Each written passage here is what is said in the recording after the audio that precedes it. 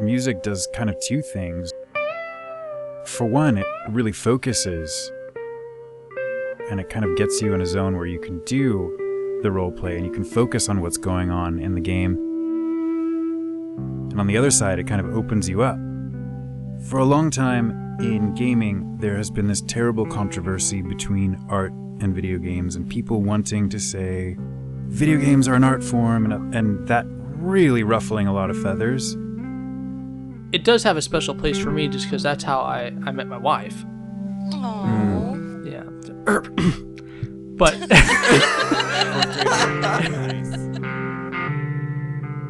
I think roleplay has the potential to become the next great art medium.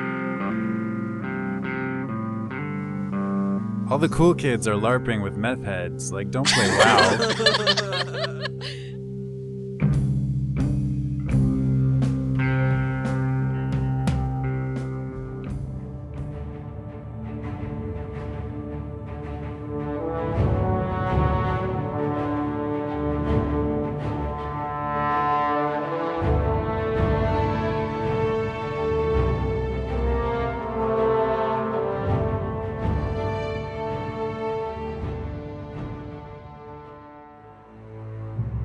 A mage and a scholar, Salagar Feynn embodies in many ways the ideals of the Mages Guild.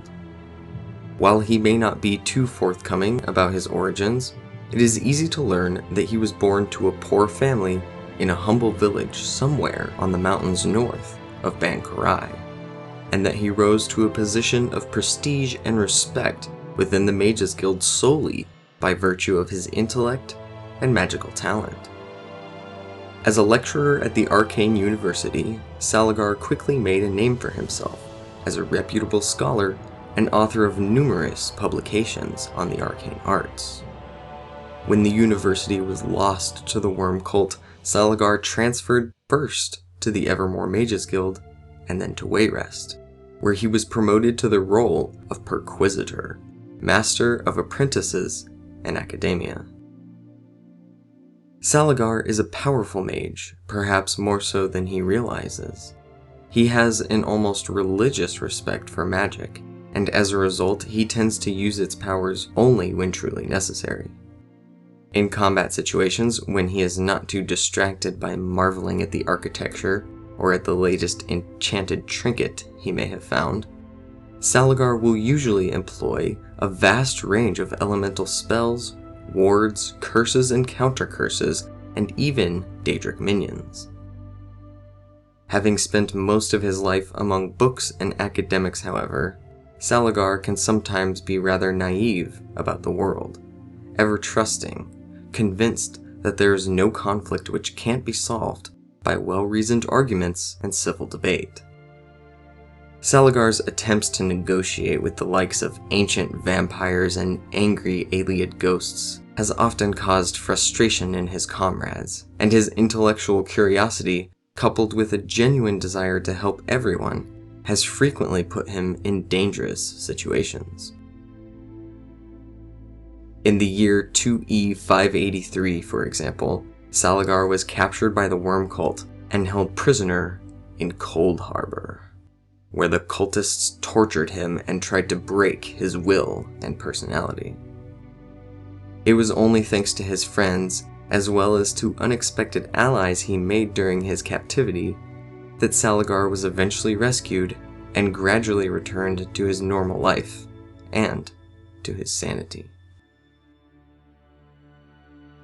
There are many shades of gray in the twilight between light and darkness, and Salagar is wary of those who think in extreme and absolute terms. He knows that great forces of evil are at work in this world, and that sometimes the only way for good to prevail is to pit those evils against one another. Fight fire with fire, Daedra with Daedra. Always walking that fine line, keeping his moral code as an anchor and a ward against darkness. And bearing in mind that when you look long enough into oblivion, oblivion also looks into you.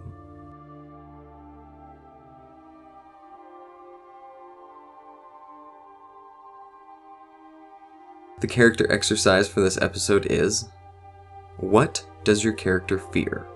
How often does she or he worry about these things? You can post your answers in the comments below or email me at thehumanfloyd@gmail.com. Next week on Scrollplay, we will hear from the player of Salagar Feynn and look at news from the roleplay world. Keep roleplaying. Peace.